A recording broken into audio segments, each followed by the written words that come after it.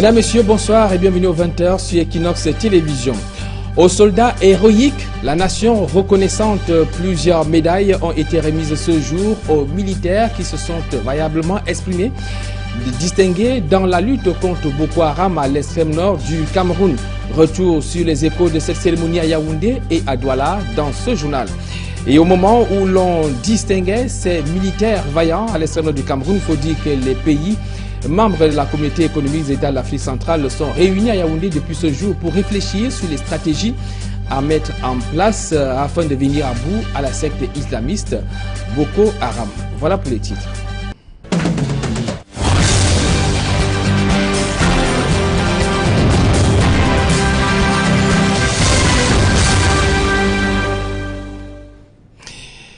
Une fois de plus, bonsoir. Il y avait la fête ce jour au quartier général de Yaoundé où plusieurs soldats qui se sont distingués dans la lutte contre Boko Haram. Ces soldats ont donc reçu plusieurs médailles suite à une décision du président de la République.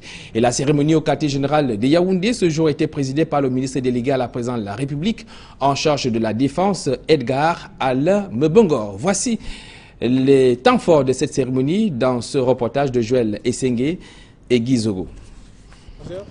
La bravoure des champs de bataille passés, voici venue l'heure des récompenses. Les soldats engagés au front contre Boko Haram ont été honorés à la faveur de la remise des médailles attribuées par le chef de l'État aux forces de défense. À Yaoundé, la cérémonie a débuté par le dépôt d'une gerbe de fleurs par le ministre de la Défense au monument aux morts, en hommage à tous les soldats tombés au front.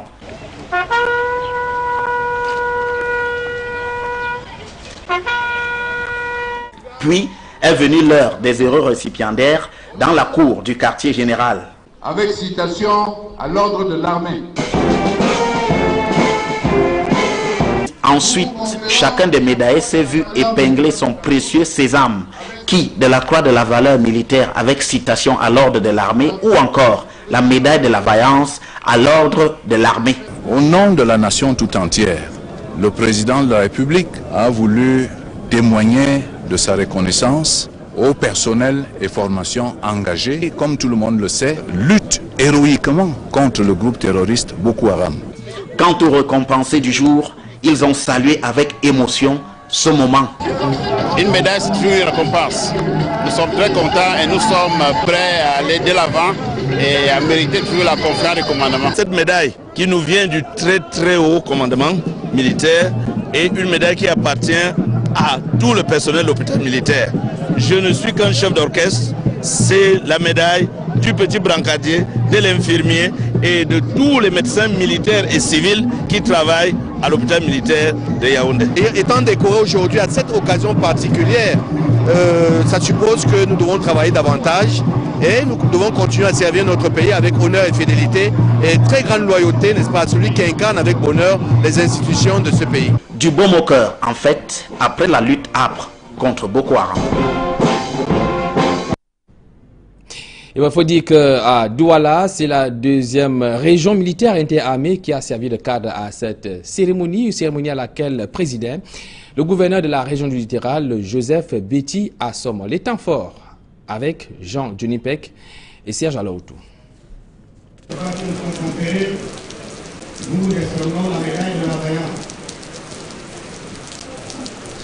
Même sous cette forte pluie qui s'abat sur la cour de la deuxième région militaire interarmée, ils auront montré leur courage et démontré ainsi jusqu'au bout qu'ils méritaient la reconnaissance de la patrie. Et le premier de ces vaillants personnels militaires ayant combattu Boko Haram, c'est Colonel Bouba Tokyo, coordonnateur de l'île.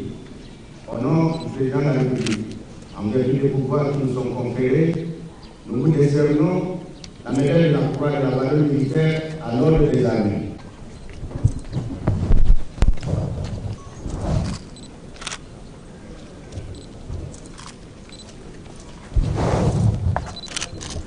Une médaille pour avoir assuré la veille la planification des opérations qui ont conduit à réduire les velléités des membres de la secte islamiste Boko Haram. D'autres officiers des forces armées camerounaises ont également mérité la confiance du chef suprême des forces armées. Il leur sera décerné des mains du commandant de la 2e région militaire interarmée, le général de division Salim Mohamedou, la croix de la valeur à l'ordre de l'armée. Colonel Trinquet-Pierre, au nom du président de la République, en vertu des pouvoirs qui nous sont conférés, nous vous décernons la médaille de la croix de la valeur à l'ordre de l'armée. Plus nombreux seront les personnels du ministère de la Défense appartenant à l'unité d'élite bataillon d'intervention rapide. Ils ont pris part aux opérations Émergence 4 et Alpha. Leur participation au combat a permis de repousser les attaques de Boko Haram, permettant parfois de reconquérir certaines parties du territoire national tombées entre les mains des djihadistes. Le chef de l'État, chef des armées, leur décernera pour leur courage, abnégation, détermination, la médaille de la vaillance. Ce bataillon garant supplément, au nom du président de la République, en vertu des pouvoirs qui nous sont conférés, nous vous décernons la médaille de la vaillance. Apothéose pour les bénéficiaires des décisions des 1er et 20 avril, du chef des armées au pas militaire bien sûr.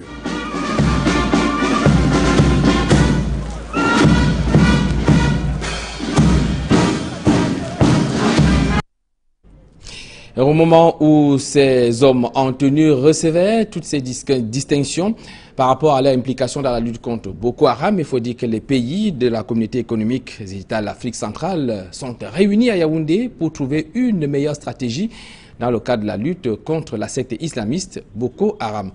Le compte rendu de Joël Essengue et Guizou. La communauté économique des États de l'Afrique centrale, CEAC, se met en ordre de bataille contre Boko Haram. À cet effet, l'École supérieure internationale de guerre de Yaoundé vient d'abriter une réunion extraordinaire de la Commission de défense et de sécurité du Conseil de paix et de sécurité de l'Afrique centrale, COPAX. Aujourd'hui, les chefs d'état-major généraux sont venus, tous, ils sont là, pour qu'on puisse planifier ça. Mais cette fois-ci, ce n'est pas l'effet d'annonce, pas d'effet d'annonce. On planifie.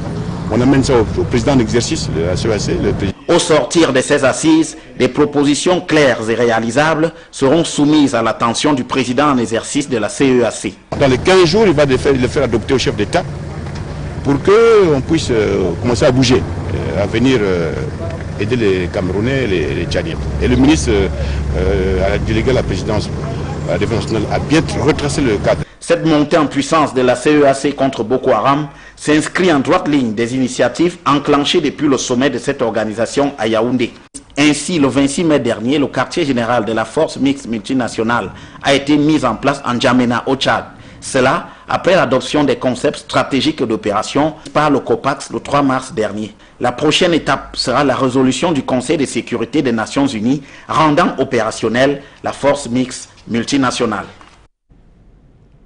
Parlons à présent de ce mouvement d'humeur que l'on note dans le cadre du personnel médico-sanitaire des hôpitaux publics au Cameroun pour dire qu'un communiqué signé du directeur général de l'hôpital central de Yaoundé indique que le mot d'ordre de grève a été levé. Une information démentie par les grévistes. Plus de précisions avec Élisée Mbogba et Aïk Cyril. Ambiance des jours ordinaires à l'une des entrées de l'hôpital central de Yaoundé. Les taxis vont et viennent, déposent et embarquent les clients. Mais difficile de dire si c'est la même ambiance qui règne à l'intérieur de l'hôpital. Les caméras d'Equinox Télévision n'ont pas été autorisées à filmer. Selon un communiqué du cabinet civil des services du Premier ministre, le mot d'ordre de grève des personnels médico-sanitaires a été levé. Joint au téléphone, le directeur de l'hôpital central de Yaoundé confirme l'information, mais ne souhaite pas s'exprimer devant micros et caméras. Joint lui aussi au téléphone, le secrétaire général du syndicat national des personnels médico-sanitaires du Cameroun affirme plutôt le contraire. Pour lui, le mot d'ordre n'a pas été levé. Par conséquent, la grève se poursuit. Mais comme le directeur de l'hôpital central de Yaoundé, le secrétaire général du syndicat national des personnels médico-sanitaires du Cameroun n'est pas prêt à s'exprimer devant micros et caméras. Au vu de ce qui précède, il est difficile de dire avec exactitude si le service a repris normalement à l'hôpital central de Yaoundé. L'atmosphère est presque la même au CHU. Le directeur absent, aucun gréviste n'a été rencontré sur le terrain.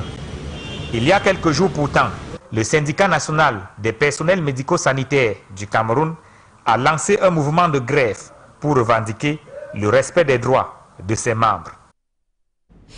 Disons à la suite de Aïk Cyril que les mouvements de revendication tels que celui qu'on vient de suivre du personnel médico-sanitaire au Cameroun provoquent généralement plus de grands élans de solidarité de la part des Camerounais. Eh bien, qu'est-ce qui explique cette atonie? Quelques éléments de réponse dans ce reportage de Guy Zogo. Le mot d'Aimé Césaire, qui disait jadis « une foule qui ne sait pas faire foule » semble trouver une résonance au Cameroun actuellement. Aucun mouvement d'humeur, dont ceux en cours des instituteurs vacataires et des personnels médico-sanitaires, n'appellent la compassion de personne. Il est vrai, il n'existe nulle part de mouvement de masse provoquant un soutien automatique lorsque des revendications sont en cours. Il n'y a pas une solidarité nationale qui voudrait que derrière tous les corps de métier, qu'on puisse également devoir gréver simplement parce qu'on veut être solidaire d'une cause précise. Seulement pour le cas du Cameroun, on s'aperçoit du grand désintérêt du citoyen ordinaire de la préoccupation de l'autre. Un phénomène qui trouve son explication dans le temps et les postures sociales. La première approche est beaucoup plus socio-historique, où on voudrait comprendre derrière cela la conséquence du musulman de la parole ou de l'opinion qui est un tout petit peu rattaché à l'histoire coloniale et même à l'histoire post-indépendance. Il y a également une autre lecture qui voudrait qu'on puisse aujourd'hui voir derrière ce type de désintérêt la conséquence un tout petit peu de la montée des comportements totalement individualistes. Il faut pourtant sortir de ces schémas et la solution paraît à deux détentes. D'abord, le rôle que pourraient jouer les réseaux sociaux. La première voie est celle qui est aujourd'hui tracée un tout petit peu par les réseaux sociaux. C'est le chemin, pas le meilleur de toutes les façons, mais c'est l'un des moyens pour pouvoir suffisamment informer la masse ou la société civile et une mobilisation ou une information qui va susciter par la suite une mobilisation en deuxième lieu. Puis viennent les médias dont la capacité à irradier les informations au cœur de la société peut faire bouger les lignes. Il peut y avoir une mobilisation sur la base des informations ou de la diffusion d'un ensemble de données ou d'informations par médias interposés.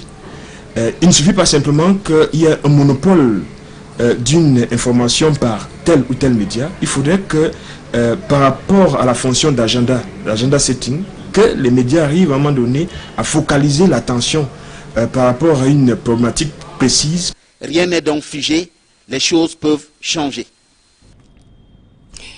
La société en charge de la distribution de l'énergie électrique au Cameroun sort enfin de sa réserve au lendemain des désagréments observés par une interminable série de délestages. Eh bien, selon cette entreprise, cette situation est due au caprice de la nature qui entraîne une sérieuse diminution du débit d'eau dans le bassin de la Sanaga.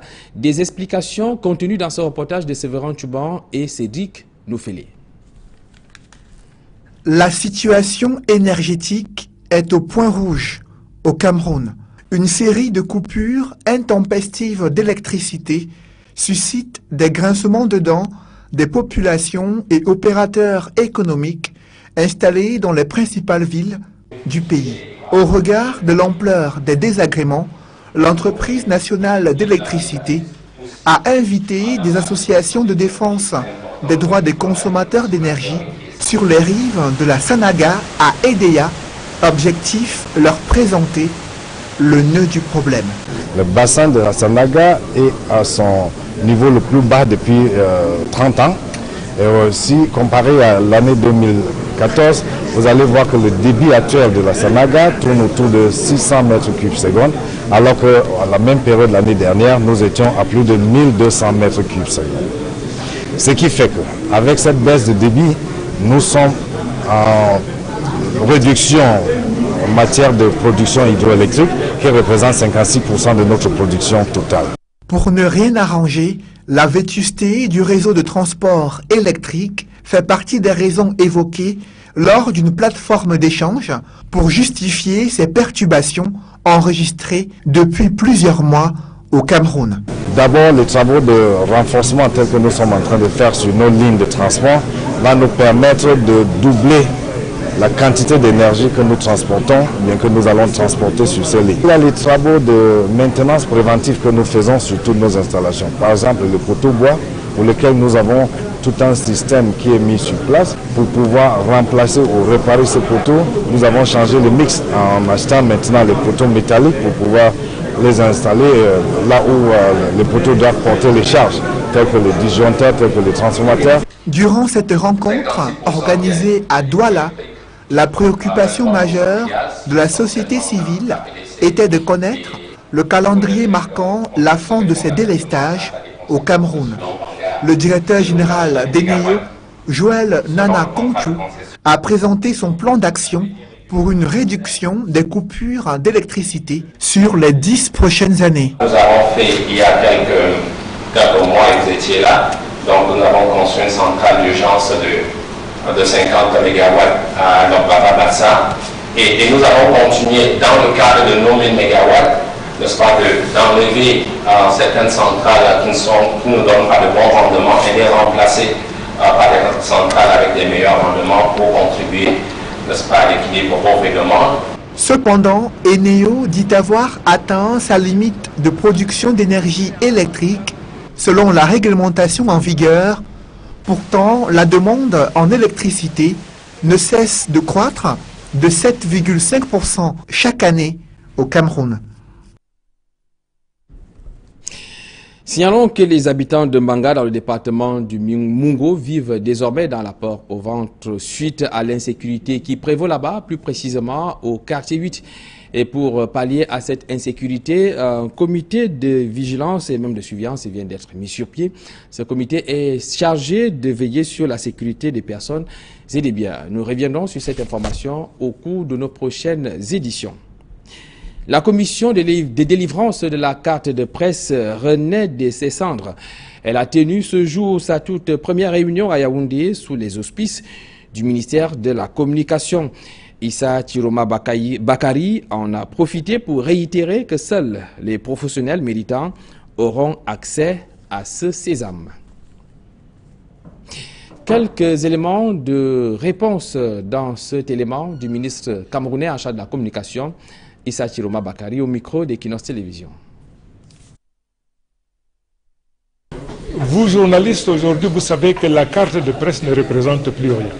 Or, cette carte, si elle est l'émanation d'un corps sérieux, et ce sera le cas, cette carte vous confère énormément d'avantages et de privilèges. Votre métier aujourd'hui, malheureusement, est parasité et infesté par les non-professionnels qui s'improvisent journalistes et disent tout et son contraire. Cette commission a donc la responsabilité de dire qui est journaliste. Désormais, n'exerceront la profession de journaliste que ceux qui seront reconnus par cette instance. C'est des hommes et des femmes de qualité qui ont été désignés aussi bien par les administrations que par la profession.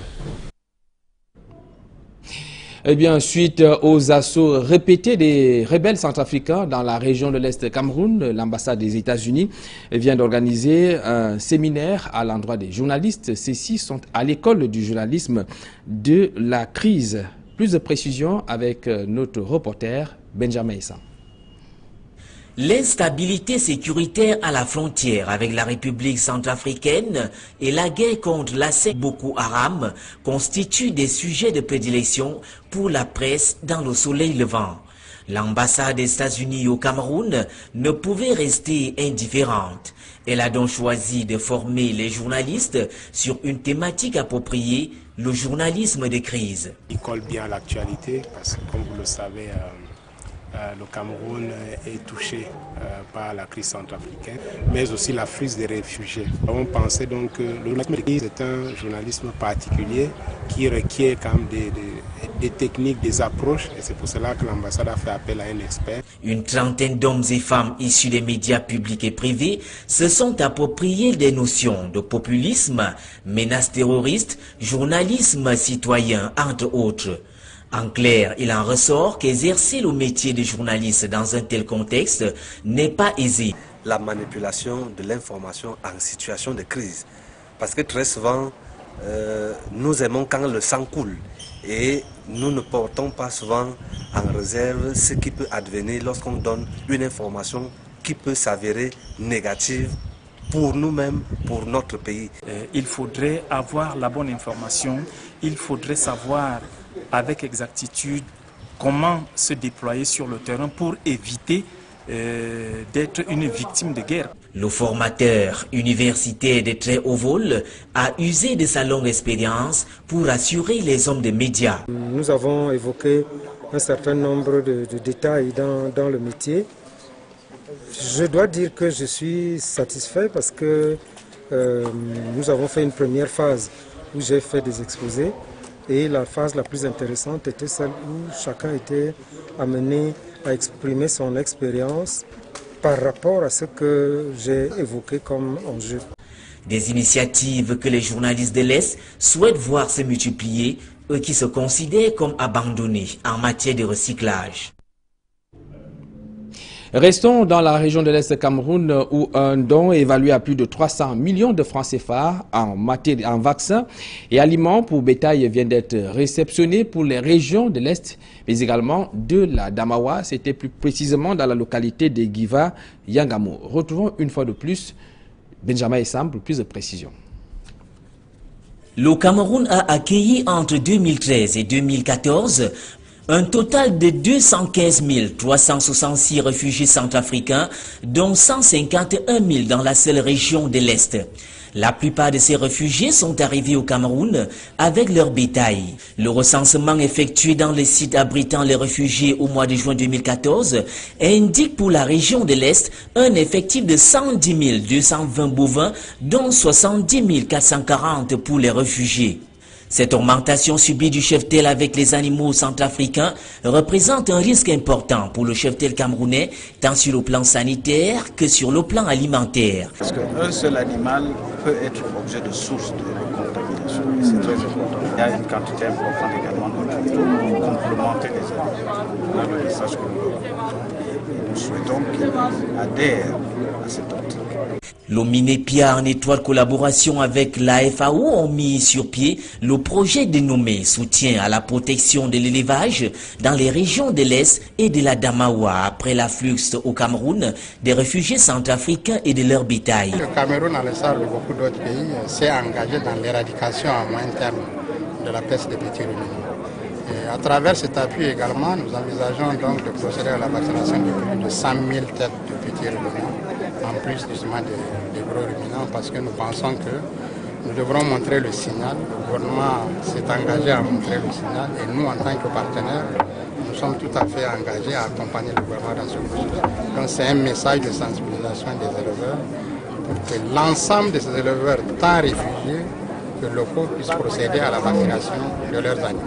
De manière spécifique, il s'agit de vacciner 150 000 bovins contre les principales maladies prioritaires du bétail, 150 000 petits ruminants contre la peste des petits ruminants. Dr Taïga et le représentant de la FAO ont également visité l'orange de Ndokayou où d'importants projets agro-pastoraux sont effectifs, notamment le centre d'insémination artificielle. En éducation, nous parlons de cette réflexion sur une meilleure gouvernance des fonds scolaires avec l'organisation non gouvernementale Nouveau Droit de l'Homme qui vient de réunir à Yaoundé les acteurs de l'éducation autour de la nécessité de relever le défi de l'utilisation rationnelle et optimale de ces fonds dans un contexte de décentralisation. Plus de précisions avec Marcelin Gansop. C'est un défi suprême que celui d'une meilleure gouvernance des fonds scolaires. Un véritable casse-tête chinois, à côté d'une gratuité de l'école primaire publique, décrétée dans les textes, mais appliquée à double vitesse sur le terrain. La gestion en général des APE a toujours causé des problèmes, surtout au niveau de la gestion des fonds. Si le Cameroun en fait une priorité, il doit pouvoir en trouver les moyens pour financer l'éducation et assurer la gratuité pour laquelle il s'est engagé.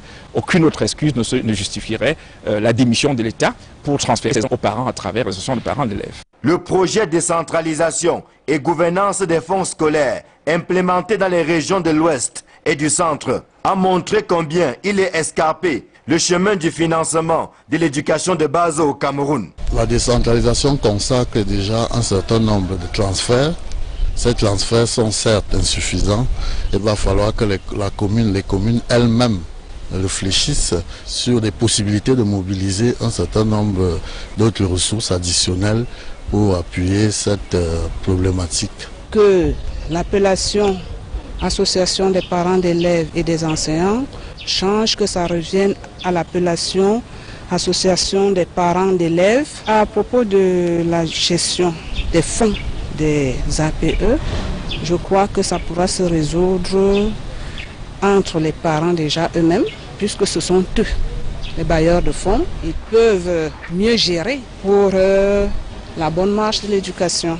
Et c'est justement pour montrer ce qui semble être la nouvelle direction que Nouveau Droit de l'Homme a jugé nécessaire de réunir les différents acteurs de l'éducation de base. Où nous voulons atterrir au sortir de ce projet, c'est d'atterrir sur une réforme. Il faudrait qu'au bout du compte, que les décideurs publics s'engagent vers une réforme des associations des parents d'élèves, son fonctionnement, les acteurs, les membres, les non-membres. Comment nous travaillons là-dessus actuellement, nous rencontrons les décideurs pour que cette réforme ait lieu. Reste à donner une forme juridique aux idées qui ont germé à l'issue des travaux de Yaoundé afin de relever le défi de l'utilisation rationnelle et optimale des fonds scolaires et partant d'améliorer la qualité de l'éducation au Cameroun. Les questions de développement, mais également le bien-être des populations de la ville de Lomé étaient au centre de la dernière session du conseil municipal de cette commune d'arrondissement située dans le département du Mungo. Le compte rendu de cette session avec Sam Severango et Jacquino Moulon.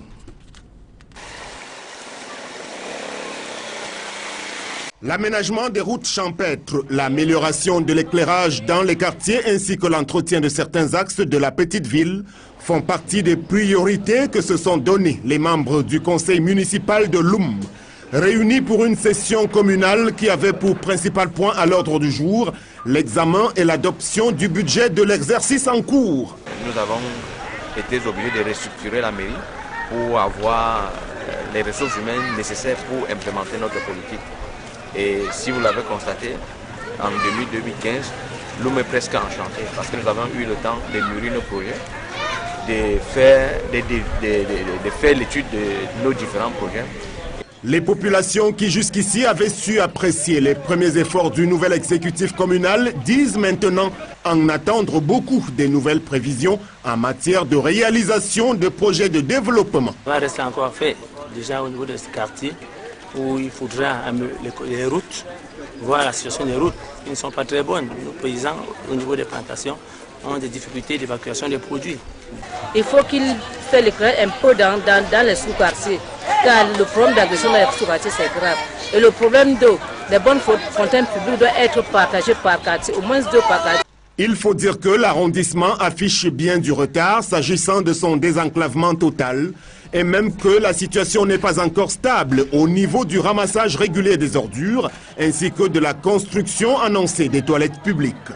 Le deuxième adjoint au préfet du Mungo, qui représentait l'autorité administrative, lui, n'a pas manqué de se féliciter du bon déroulement des travaux. L'impact est vraiment déjà signalé. Quand on passe à la commune de Médina, on voit qu'on a tenté d'arranger les routes. Il y a beaucoup de choses qu'on a améliorées. Et quand le conseil ne plaint pas beaucoup. Un nouveau jour pourrait donc se lever pour la localité si seulement les promesses formulées viendraient à être effectivement tenues au-delà des discours de circonstances. C'est en tout cas le souhait émis par la majorité des habitants de cette commune de Loum.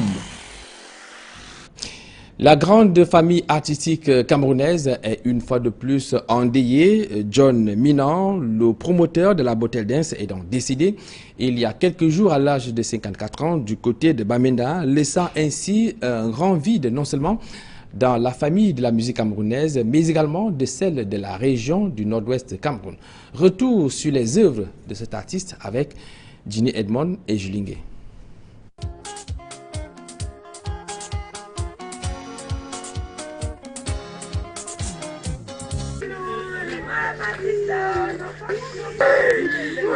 La nouvelle est tombée comme un couperet. John Minang, le célèbre artiste musicien camerounais, promoteur de la bottle dance, n'est plus. Ses proches inconsolables ont du mal à réaliser ce malheur qui vient de s'abattre sur eux. Sa fille se souvient que son défunt père était juste stressé ces derniers temps, mais elle était loin de se dire qu'il s'en irait si vite à l'âge de 54 ans. L'auteur de la chanson Fine Fine Woman a rendu l'âme le 2 juin, quelque temps après son admission à la clinique Alpha Royal à Bamenda. John Minang, l'un des promoteurs de ces pas de danse de musique folklorique dans la région du Nord-Ouest, est présenté comme un exemple à suivre pour la jeune génération.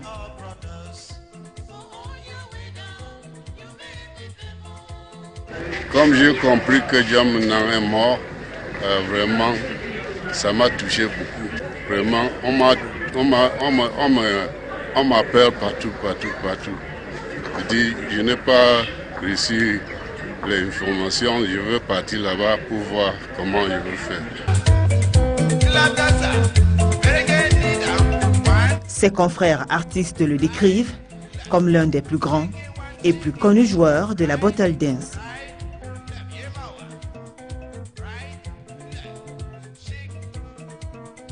John Minang, gentleman, il était calme, il n'y a pas de problème avec quelqu'un. Il ne parle pas beaucoup. Moi, je n'ai pas de problème avec lui. Il était bon pour moi.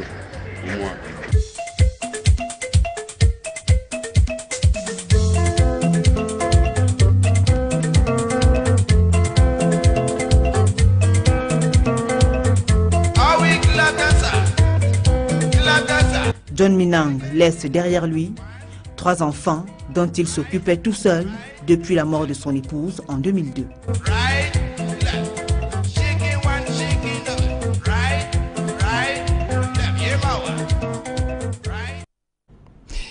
L'information au-delà de nos frontières nous conduise en Irak pour parler de Tariq Aziz qui est décédé. L'ancien Premier ministre et chef de la diplomatie de Saddam Hussein est donc très malade cet été dans le couloir de la mort. Tariq Aziz attendait son exécution par pendaison prononcée il y a quelques années. Plus de précisions avec nos confrères de Renews. Tariq Aziz, ancien vice-premier ministre et chef de la diplomatie de l'Irakien Saddam Hussein, est décédé à l'âge de 78 ans. Il croupissait dans une prison de la capitale depuis qu'il s'était rendu au nouveau maître de Bagdad en 2003.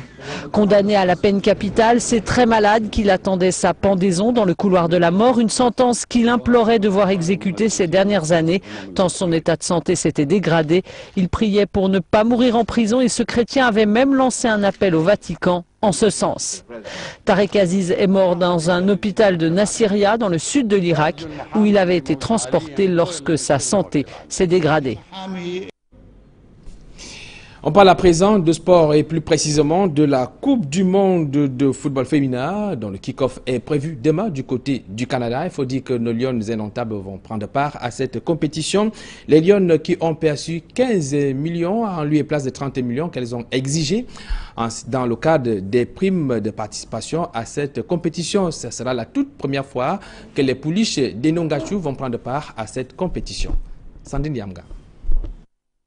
Passé le temps des revendications, les Lions indomptables du football seront bel et bien de la partie. En plus des mauvaises conditions d'entraînement qui ont entouré leur préparation, les problèmes de primes ont secoué la tanière. Des 30 millions de francs CFA qu'elles réclamaient, le gouvernement a débloqué les fonds et les pouliches de Enongachu ont reçu chacune 15 millions de francs CFA. Elles n'auront pas eu droit à tout le temps d'acclimatation nécessaire, tout comme à la livraison de plusieurs matchs amicaux qu'elles réclamaient. Sur le terrain, ce ne sera pas aussi de tout repos pour Christine Maningono et ses coéquipières. Elles devront tout faire pour s'affirmer dans cette compétition dans laquelle elles prennent part pour la première fois en 7 ans d'existence. Elles essaieront de faire plier l'Équateur et la Suisse, également novices dans ce tournoi. Le Japon, l'autre adversaire des Lions, est pourtant un habitué de cette grand-messe de football version féminine. Il est d'ailleurs le tenant du titre. Au regard de leurs performances antérieures, le Cameroun, vice-champion d'Afrique de football féminin, pourrait bien surprendre plus d'un à cette compétition d'envergure. C'est bientôt la fin de ce journal, mais avant, on parle de cette information à caractère publicitaire. Mobi Bébé qui s'invite au chevet des mamans et de leurs bébés.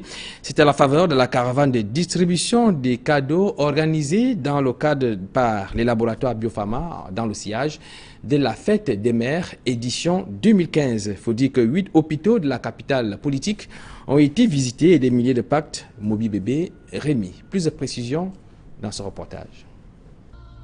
2 jours pour faire la ronde des hôpitaux. Rien à voir avec une simple balade de santé ou une envie de faire du tourisme. C'est que les laboratoires Biopharma ont fait fort cette année pour célébrer les mères de la capitale camerounaise. Cette année, nous avons passé du simple au double. L'année dernière, nous étions dans 4 hôpitaux dans la ville de Yaoundé. Cette année, nous sommes allés dans 8 hôpitaux. Du coup, il fallait du temps pour parcourir les 8 hôpitaux qui ont accueilli la caravane du bonheur. Dans les bras des visiteurs, une pluie de cadeaux constituée pour l'essentiel des produits de la gamme Mobi Bébé. Tradition respectée une fois de plus.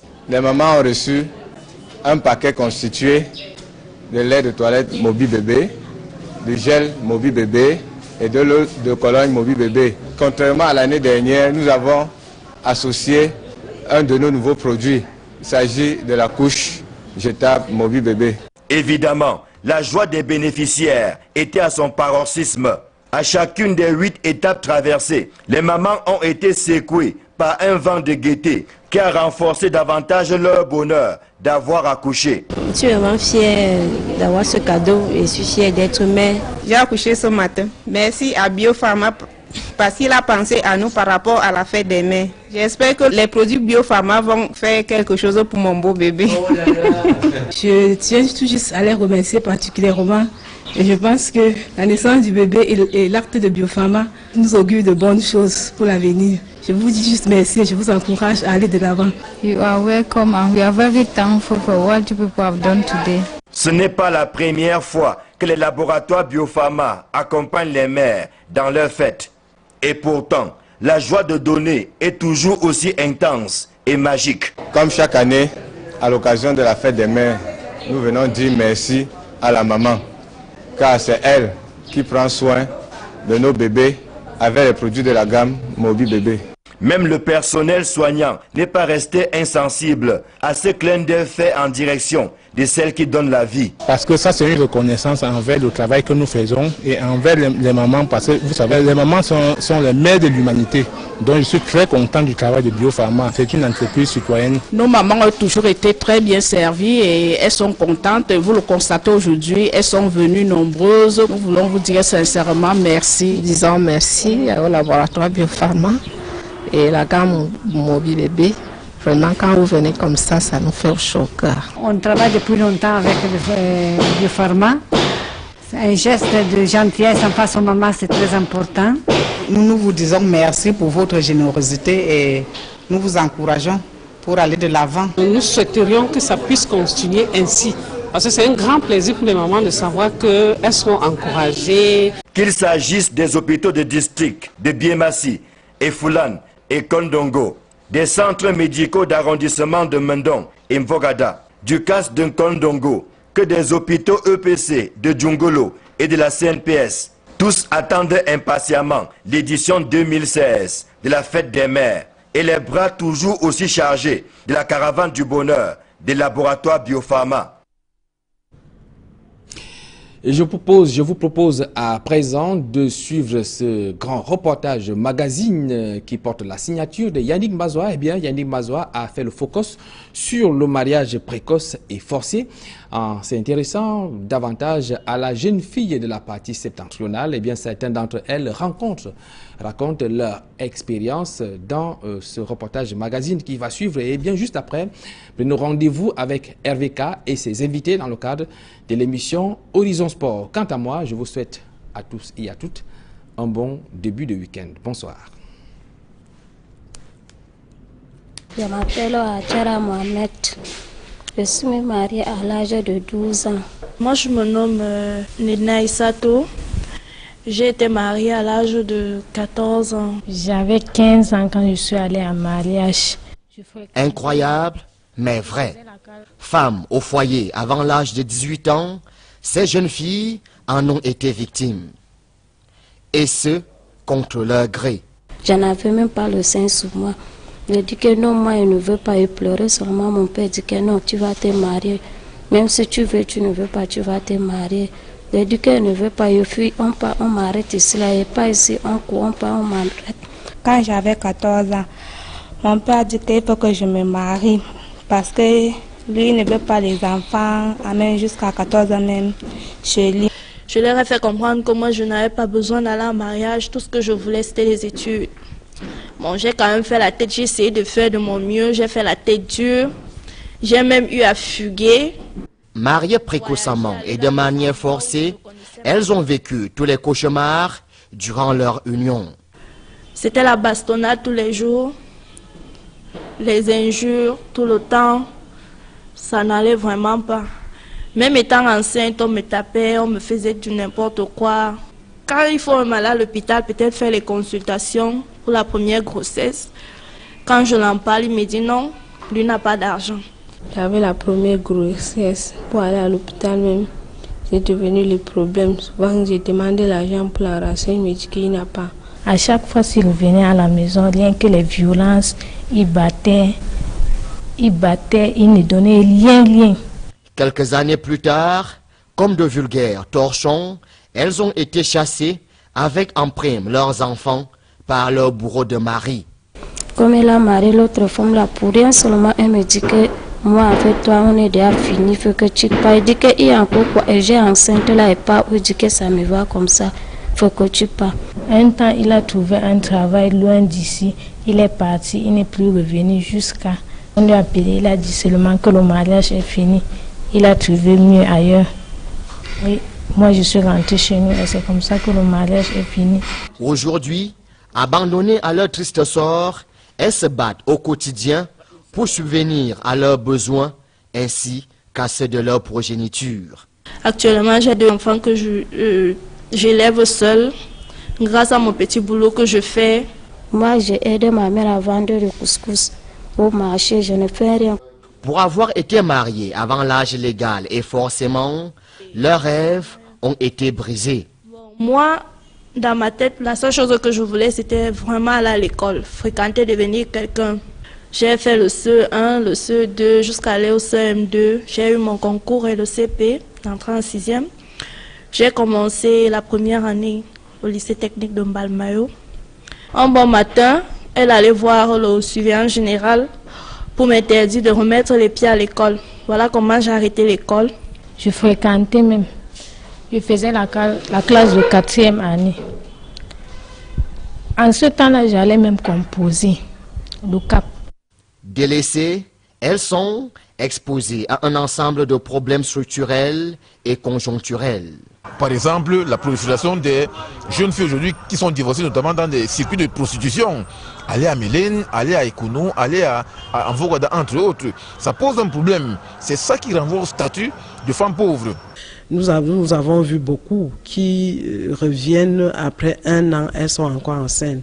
Alors elles étaient déjà allées en mariage précocement, mais elle revient et à peine elle a fait 1 an à la maison, elle a déjà attrapé une grossesse d'un autre homme, cette fois-ci à la maison, et on est obligé de lui donner encore, comme on peut dire, cadeau à cet autre homme. On ne demande même pas en ce moment la dot parce qu'il faut qu'on se libère de cette honte. Selon un rapport publié en 2012, 24% des filles sont victimes de mariages précoces et forcés dans le Grand Nord.